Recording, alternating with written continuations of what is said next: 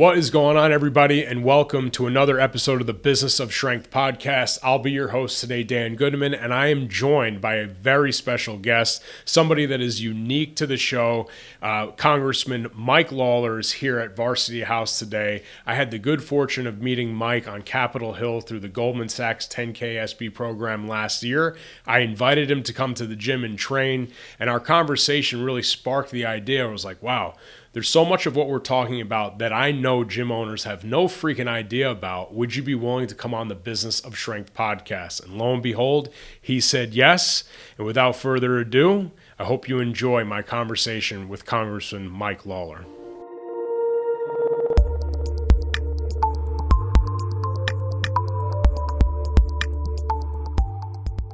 All right, Congressman Lawler, thanks so much for being here on the Business of Strength podcast. It's really an honor. Thanks for having me, Dan. Appreciate it. For the people that don't know who you are, and we've got a lot of gym owners, coaches, and meatheads that listen to this show. Who are you? You know, how are we sitting here today? Yeah. So I born and raised in Rockland County, New York. Lived here my whole life. Family's been here for over 100 years. Went to Suffern High School. Was a cross country and long distance runner in high school, and ultimately went to Manhattan College, now university. Kind of got interested in politics and government while I was there. I majored in accounting and finance in the business school, but was very interested in what was going on in our federal government and national politics in the 2008 presidential election. Specifically, went to work for John McCain as an intern, and kind of then worked my way up in politics and government and business, owned my own consulting firm, lobbying, political consulting, and then ultimately ran for state office for the state legislature in 2020, flipped a 2-1 Democratic district, and then ran for Congress in 2022, serving on the Financial Services and Foreign Affairs Committee. And so you and I met when you came down to Washington with Goldman Sachs program that they invest in small businesses, and we hit it off and toured your great place of business here, Varsity House, and something you've built over 15 years, really good business in the community. And so here we are. Yeah, it's super cool. And I think, the reason why really I pressed you to come on the show, and I really appreciate it, I know you're always super busy, is that forget small businesses. I'm talking specific to gym owners. Most gym owners, they can't see beyond what am I doing today, what am I doing tomorrow, and how could a local politician help me in any sense. And really, when I came to Capitol Hill, I joked with you last time I was here, one of my favorite actors of all time is Chris Farley. Right. And it's like, I felt like Farley in Black Sheep, being like, I have no idea what I'm supposed to be doing here. I'm getting like teed up the whole way through. Like, this is what you need to be talking about policy-wise. I'm like, look, the number one thing that I could do today is just invite you to our business and see what we do and see if there's any holes or things that you could advise us on to do, and really just establish a relationship. As a small business owner, establishing local relationships is so important, and really just making sure that today's episode with you is super tactical for the listeners. Like, where does somebody even start? Like, how do I, if you don't get the chance to go with, and I wouldn't have if I hadn't gone through the Goldman Sachs 10K SB program, what suggestions do you have for a small business owner, most specifically even a gym? How do they get in touch with you? Like, not specifically you, but just their local representatives, and why is it important? Yeah. Well, I think oftentimes for business owners, they're focused on building their business. They're focused on meeting payroll. They're focused on selling their product or service. And surviving, yeah. And, the day-to-day rigors of being a small business owner, especially in areas like New York, which are high tax, high regulatory climates that, make it very difficult to do business. And so a lot of times, small business owners don't reach out, not because they don't necessarily want to, but they're focused on what they got to do day in, day out. But I think it is important as a small business owner, whether you're owning a gym or an accounting firm or, a manufacturer, to actually engage your elected officials. At a local level, they're dealing with planning, zoning, land use. When you're trying to expand your business out, you need to deal with your local electeds. State officials, the state legislators, the senators, assembly members, the governor's office, they tend to have way more impact on your day-to-day life and how you operate your business, especially with state regulations, agencies, Department of Health. They have a lot more oversight on kind of your day-to-day than the federal government does. But then obviously there are issues that pop up at a federal level, and especially when it comes to small businesses, there are things that we can do in the tax code. There are things we can do with the Small Business Administration to help provide resources to businesses that want to grow. So having those relationships, reaching out and building that rapport matters. How do you get in touch? Like, really, I mean, as granular, like, how do you get in touch with somebody? Like, let's say you're a restaurant owner and I want to speak to Congressman Lawler. Like, how do I do that? So I'm probably one of the more accessible members of Congress, both in terms of, people reaching out to our office. I have a tremendous staff that is extremely responsive to people when they reach out with challenges. Right. But also I myself, I mean, I've done close to 2,000 events in person in district, since taking office. And, one of the things I love to do is go visit businesses and meet with business owners and talk about the issues that are impacting them. We don't know everything. We're not experts in every field. And so being able to engage with people on a granular level about what it is that they do, what issues that they're dealing with at a federal level, a state level, a local level that impact them, and working through how we can actually help them. So people should reach out. They can go to my website if they live in my district, they operate their business in my district, lawler.house.gov, or reach out to my office directly and let us know that they'd like to sit down or have us come visit their business. To me, as an elected official, that is an important part of the job, because you have to be able to know what is happening on the ground, what are the challenges people are dealing with, if you're going to be able to address it legislatively or working with the departments and agencies to solve a problem. And that's something we love to do. We want to help businesses grow and thrive. So most specifically on some of the benefits that maybe somebody here in Rockland County can enjoy, what are some of those specific benefits for small business owners that they might not know about?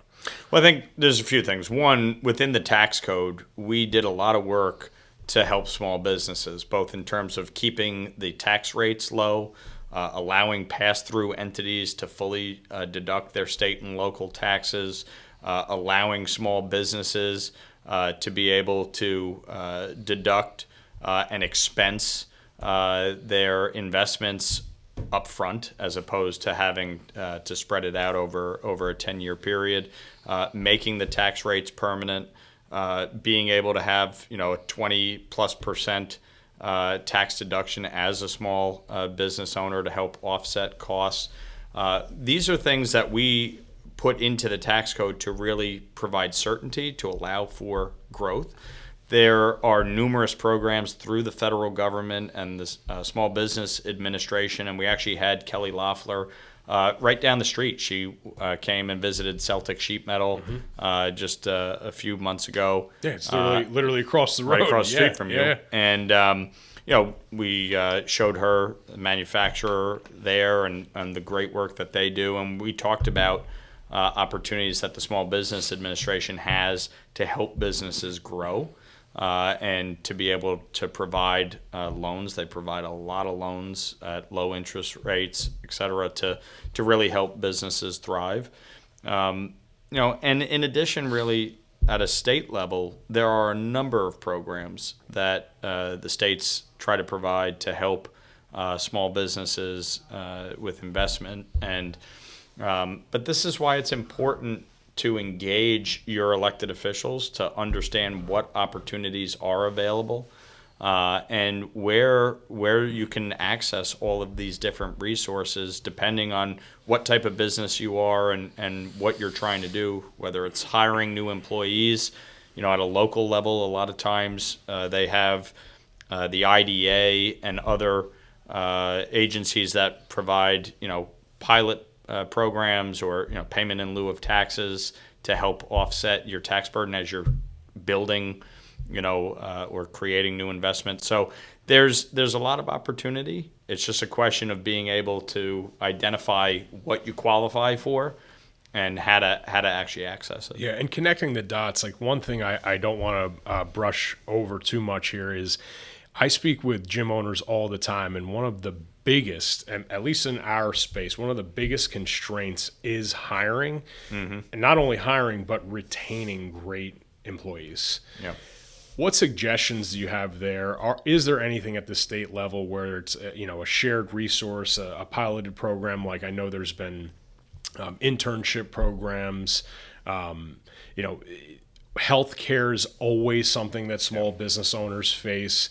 Can you shed some light on some things that maybe we're not thinking about when it comes to those topics? Well, this has been part of the challenge in a state like New York, right, where it's got a high cost of living, Huge. high cost of doing business. The tax burden is high. The cost of health care is high. Overall insurance costs are high, especially as a small business owner. Utility costs continue to rise. So New York has a lot of challenges that it needs to tackle. And from my standpoint, if you want to be able to recruit and retain employees, that really does tie back to the cost of living and the quality of life. And we see a lot of young people moving out of New York because they can't afford to live here.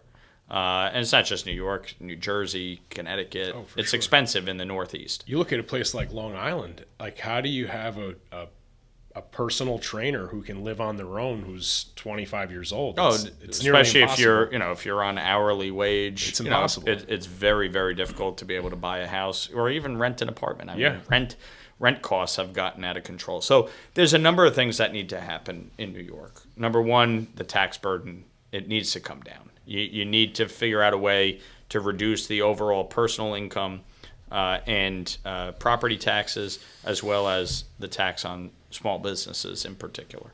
Number two, you have to tackle the cost of healthcare and housing. You look at New York, and especially in our area, Rockland County, Westchester, Bergen County, New Jersey, Fairfield County, Connecticut. These are high tax, very expensive areas. The housing costs have increased significantly over the last decade. So a young person, who's just starting out, just finished college or coming out of high school, or starting a new family, it's hard to be able to afford to live here. And so, especially from an employee standpoint, to recruit kids out of college, maybe they just finished playing, college sports, and they want to be able to, continue, in terms of health and wellness, and they want to be able to be a personal trainer. That's a challenge here. And I think that's something that we have to tackle. So you need more housing. You got to build more housing and more options for people. What was the stat that you told me? Sorry to interrupt you there. In Westchester, when I came down to Capitol Hill in Westchester County, the price per home from 2020 till now, like it went from 700,000 to 1.1 million in a span of 5 years. It's crazy. And Rockland County went from 400,000 to 700,000. It's like that spike in the cost of housing completely prices out young people. The average age of a first-time home buyer today is 40 years old. That is insane. It's crazy. And that's something that, to your point, makes it very difficult to get and retain employees in an area like this. So that's something that, I think New York really has to focus heavily on how it reduces the cost of living, which means government can't keep spending at the rates that it is.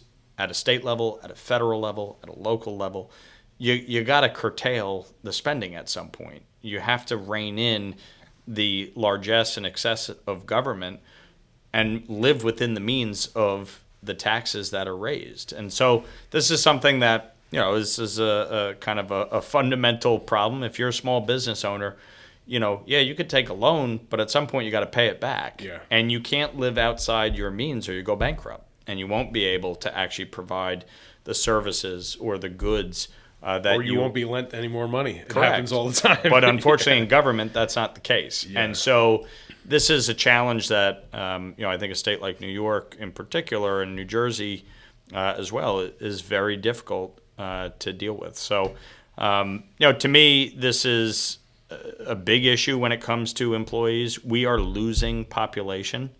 People are moving to Florida. They're moving to Texas. They're moving to North Carolina and Tennessee and South Carolina. And it's not because of the weather. It's because of the cost of living and the lack of opportunities that exist. And so that's something that we have to change our business climate. We have to change the way we are approaching taxing and spending and regulatory burdens. There's over 1 million business regulations on the book in the state of New York. If you're a small business, you can't keep track of that. You can't understand. You got to hire accountants. You got to hire attorneys. That's money that could better be spent on employees to be able to grow your business. That's something you never think about either. It's crazy. You don't. Just to comply with all the rules and regs. So, obviously, a lot of the stuff that you're talking about is it. Look, I don't envy the position that a lot of you are in terms of it's like moving mountains. Whereas as a small business owner, what I've always loved about it being an entrepreneur is that if we want to change something here, it can change pretty fast. Right. And, for a lot of people listening to this, they might be in a similar position. So I don't know if there's anybody, at least locally, that's met and gotten to speak with and actually be in business. Last time I saw you were going to do like Uber Eats, you're doing it all, which is cool. And I love that. So for the people that are winning right now at business, at least locally, what are some things that you're seeing where it's like, hey, listen, like we're acknowledging the challenge. We're acknowledging the regulation. We're acknowledging the fact like it's not, you don't control the boom that happened with housing, but right now it's something that we have to deal with. Right. So for the people that are winning at business locally, what are some things that you're seeing that they're doing fundamentally that are getting them to be exceptional at business at a local level? Yeah, obviously it depends on what the business is and what the demand is for that business and whether or not you've kind of found a niche. When I brought Kelly Loeffler here, the two businesses we went and visited were Celtic Sheet Metal and Caribbean Food Delights right down on 303. Two totally different businesses, but both in manufacturing, right? And so they kind of have a little bit of a corner on the market, if you will, in that they don't have that many competitors around. And I think that obviously always helps when you're finding an area to really invest your business. It's always good to have demand, market share and demand. So that obviously is one component. They both have long-term employees.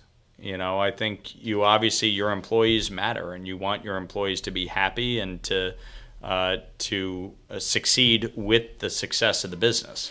And I think that's always critically important. If everybody is rising with the business, then I think you're going to have long-term commitment and buy-in. You're going to have an easier job retaining the workforce.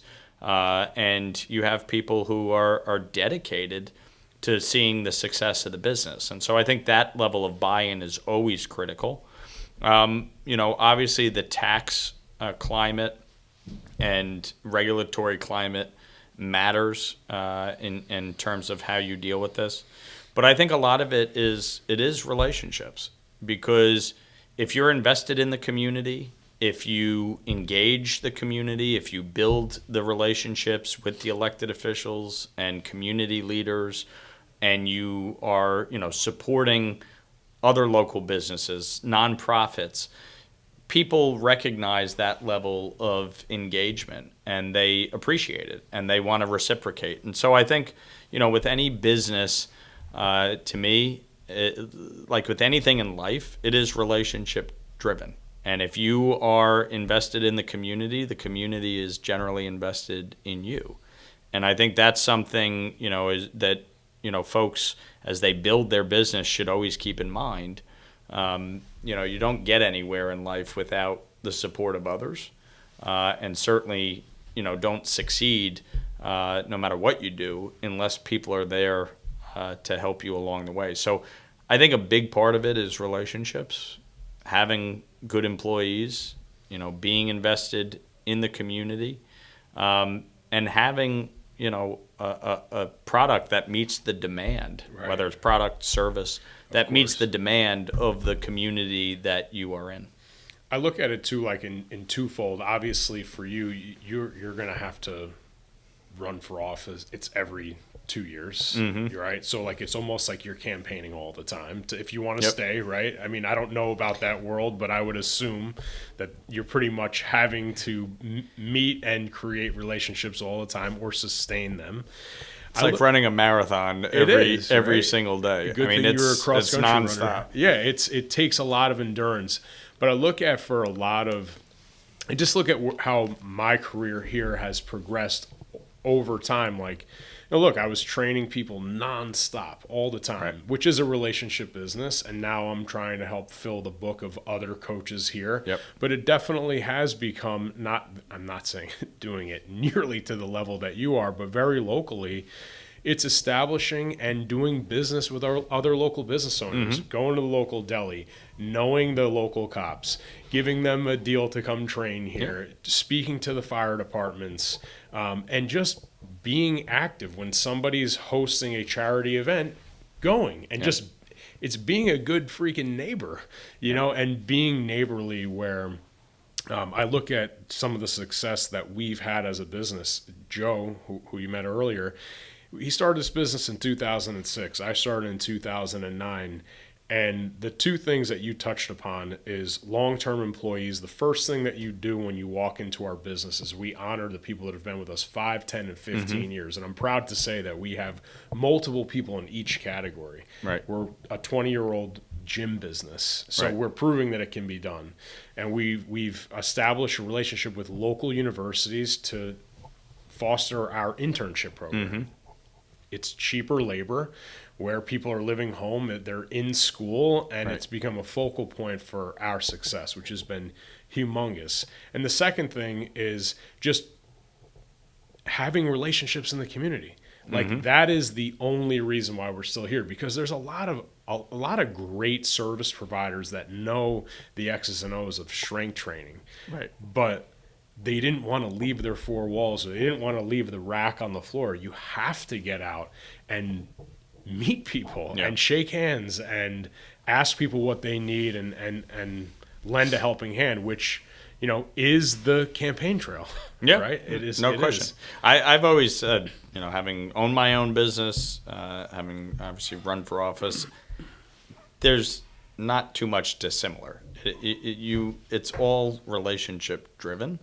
And if you understand that and you build those relationships, you build that support system, then you can succeed in whatever you do in life. But I think, certainly from a business standpoint, those relationships matter. But again, it's why you got to be invested in the community, and you got to engage the stakeholders and other community leaders and elected officials as you are growing your business. Yeah. So there's a lot of people that listen to this podcast that have an abundance mindset, a growth mindset, that they want to grow forward, either with their existing location or to multiple locations.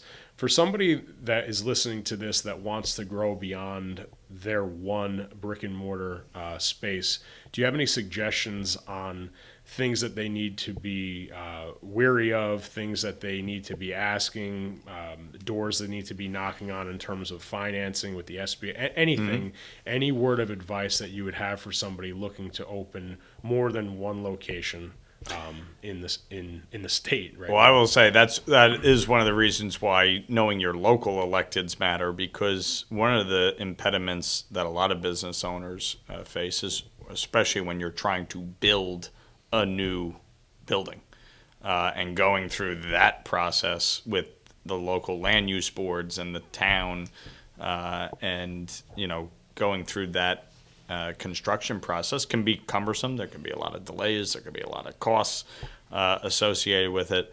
So as you kind of you want to identify where is a town that is friendly to business, to development, to actually being able to work through that process in an expeditious manner, as opposed to, constantly having to run into delays or go backwards with the zoning board and the planning board. How do you know that? Like, I feel like you never know that until you start. Until you go through it, and then you're like, oh my God. Yeah. But I will tell you, it's, part of it is seeing where there is a lot of business, and where new businesses are coming into. You see a town like Clarkstown, there's always new businesses coming in. Now, granted, there's a big commercial corridor, Route 59, Route 304, Route 303, and that intersection really is where a lot of the businesses are in the county.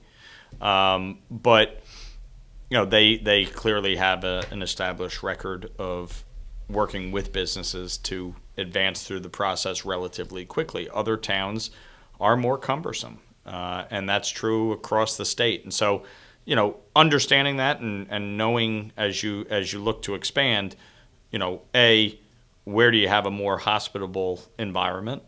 B, again, that market share, that demand, where is the demand? And who is the clientele that you're trying to serve?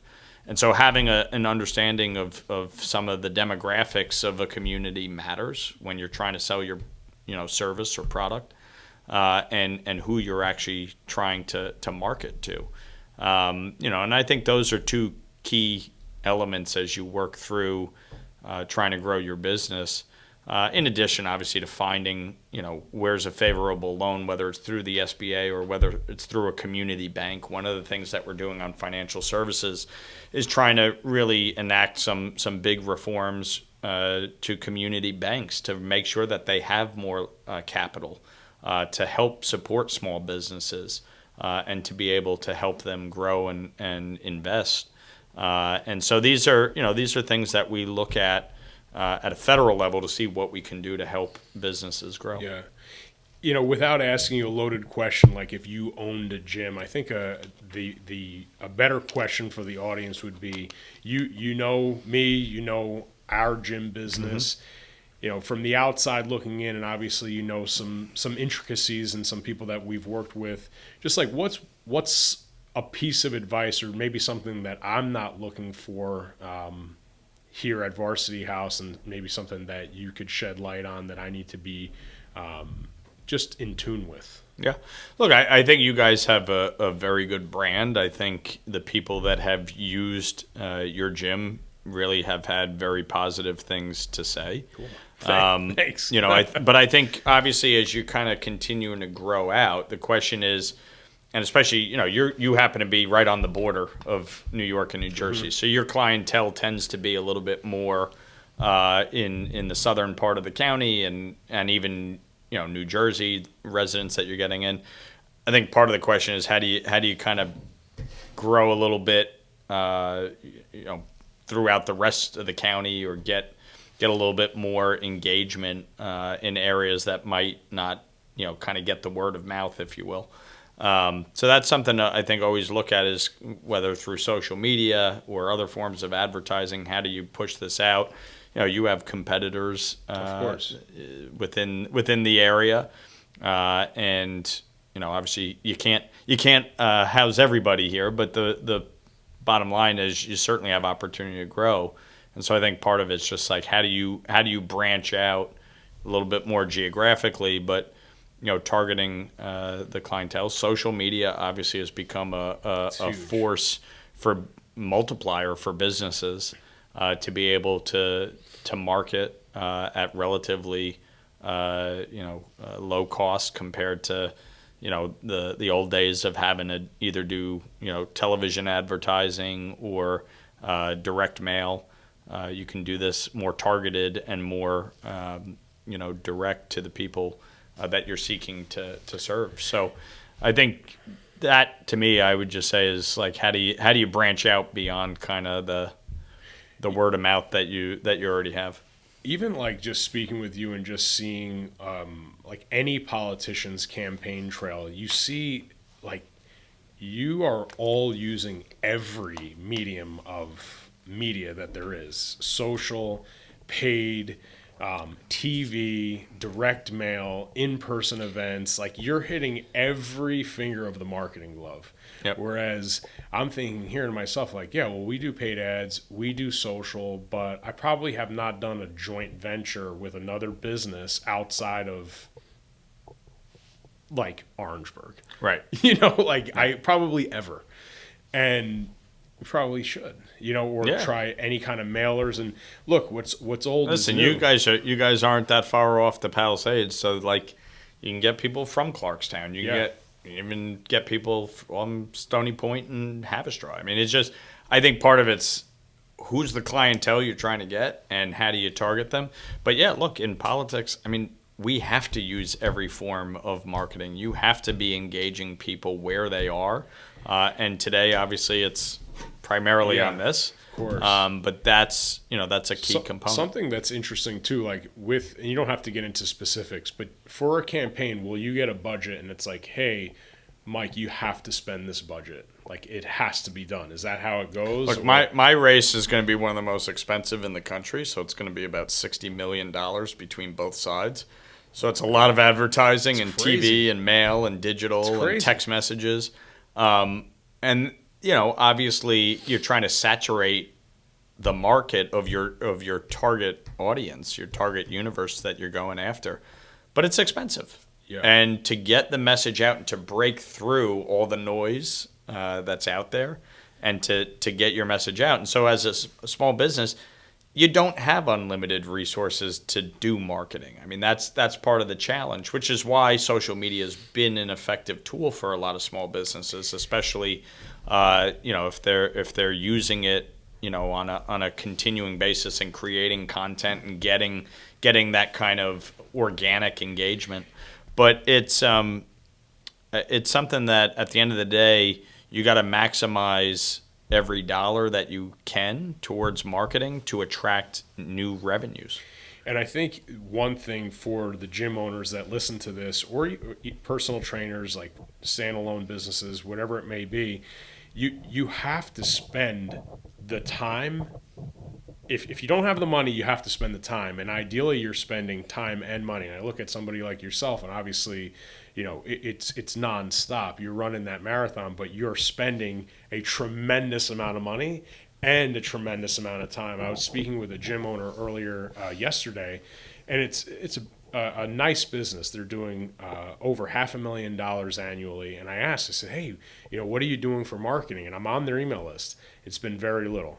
I'm on their organic social. It's been very little. So the free stuff they're not even really utilizing. Is like, oh, well, I have my paid ads going. So how much are you paying for paid ads? $500 a month. I'm like, this is not enough. Right. Like you are going to die a slow death. Marketing can never. You got to spend money to make money, and the reality is, marketing matters. But you gotta strike that balance. You can't go overboard. If the demand isn't there, you're just throwing good money after bad. But you gotta find the right audience that you're going after to sell your product or your service. And if you market it correctly and you're targeting geographically and demographically to the right audience, then you're gonna grow and you're gonna see that investment pay off. So I know you're really busy and you gotta get rolling, and I want to put a bow on today's episode. I really appreciate you being here. No, my pleasure. With this, I don't want to tap into it too much, but obviously AI is something that's coming up just everywhere. And if you speak to any small business owner, it is something that's either concerning them or something they're leaning into. And I look at it as an area of opportunity. It allows us to speed up marketing. It allows us to speed up programming, really pretty much anything. outside of AI, or if you wanted to talk AI, that's cool too. But like, where do you see the biggest opportunity for small business owners in the next few years that they could really capitalize? And it could be a realm of service, whatever it may be. If somebody's listening to this, like, where do you see the biggest area of opportunity in the next few years? Look, I think the reality is AI is going to be the focus of the next few years in terms of business development and growth, and how businesses, both large and small, utilize AI to produce efficiencies and to grow ultimately. And I think one of the things that we have done, I've introduced a bill with Josh Gottheimer from New Jersey to provide tax credits to small businesses that send their employees to get trained on the use of AI, not to displace them as employees, but to help augment and accentuate their skills so that they can actually utilize AI in the performance of their job, but to give the small businesses a tax credit for investing in that, because we don't want people displaced. We want people in the workforce, but knowing that AI is becoming more and more prevalent, we want them to be able to be trained effectively and utilize it. And so that's something that I think, AI, obviously the continuation of social media, digital assets, cryptocurrency, that is gonna be a bigger thing for businesses as well. Figuring out how to meld all that together is really, I think, the next phase, and where America is headed, and how we innovate and lead within those spaces. And whether it's a big business or a small business, whether it's in tech or whether it's finance or whether it's in the service industry, these are the issues that I think we're going to be dealing with. I mean, I could tell you as a gym owner, I'm very glad that we're in the service human business, because I don't know if community or people sitting knee to knee and having this conversation. I know we were like, hey, we could have this conversation on Zoom, but we all know that it's way better in person. Yeah. And anybody in service business, you can't bury your head in the sand on AI or all these other things, because it can absolutely help speed you up with all the things that we do in it, and it's we're utilizing it every day. Look, there's been pros and cons over the last 5 years with some of the changes in technology, and COVID obviously produced a lot of changes in our economy, inclusive of obviously the use of Zoom and other applications that provide for video conferencing, which has made it easier for people to have meetings on a immediate basis. But it certainly, in my opinion, has created an unintended consequence and a challenge of people not having that direct contact. And within the workplace, all the people working from home 5 days a week, or not coming to an actual traditional office space, that lack of one-on-one or group interaction on a personal level, I think is somewhat destructive from a societal standpoint, but also from a business standpoint. The reality is you need people in a room. You got to connect. You got to be able to engage. So, businesses like yours, there's no substitute for you. You got to show up and you got to actually do the physical work. So, I think that obviously your business a little bit different than a financial service industry based business, or one of the banks that is moving out of New York because they don't need to be in Midtown Manhattan anymore. Of course. But there's ultimately, I think I do think people are recognizing like you do need that personal interaction. So what's on the horizon for you, Mike? What is, for people that wanted to get in touch with you, or, the question of asking you what's on the horizon, I know is a loaded one, but I know there's going to be people that listen to this and might want to connect with you and just might want to know, what they can come to expect from you in the near future with your career? Well, I'm actually on the ballot again this year. In Congress, as you pointed out earlier, it's every 2 years. So we're up in November. It's going to be one of the most competitive races in the country.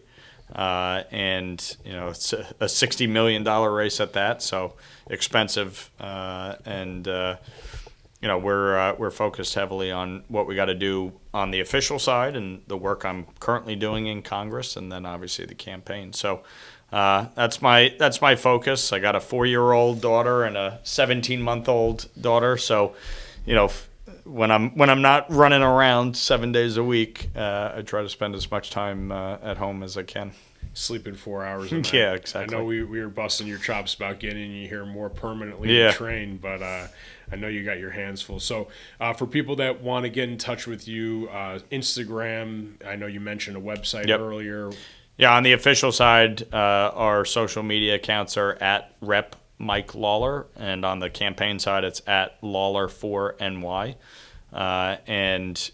Folks can reach out officially through lawler.house.gov or unofficially at lawlerforcongress.com. Awesome. Well, Congressman Lawler, thank you so much for being on the Business of Strength. Very much appreciated. Thanks, Thank Dan. you so much. Appreciate it.